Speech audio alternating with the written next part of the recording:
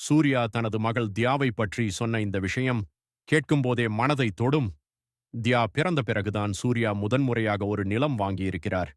அந்த நிலத்தை வாங்கிய பிறகு முதலில் அந்த மண்ணில் தியாவின் காலத்தான் பதிய வைத்திருக்கிறார். அதுக்கு பிறகுதான் மற்றவர்கள் அந்த இடத்துக்குள்ள சென்றிருக்கிறார்கள்.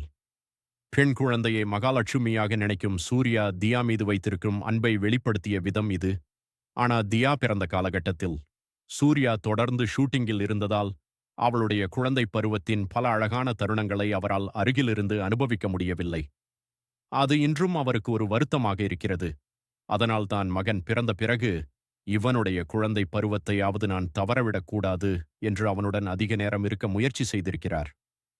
இதே மாதிரியான ஒரு அழகான சென்டிமெண்ட் இப்போது விஸ்வநாதன் சார் படத்திலும் நடந்திருக்கிறது. அந்த படத்தில் நடித்திருக்கும் குட்டி குழந்தை சார்விக் ஒரு பெரிய வீட்டில் படப்பிடிப்பு நடந்தபோது எல்லாரும் அந்த வீட்டுக்குள் செல்வதற்கு முன்பு முதலில் சார்விக்கின் காலைத்தான் அந்த வீட்டில் பதிய வைத்திருக்கிறார்கள்.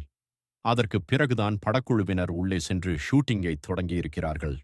ஒரு அப்பாவாக சூர்யா தனது மகளுக்காக செய்த அதே அழகான சென்டிமெண்ட் இன்றைக்கு இன்னொரு குழந்தையின் மூலம் தொடர்ந்திருப்பதுதான் இந்த கதையின் அழகு.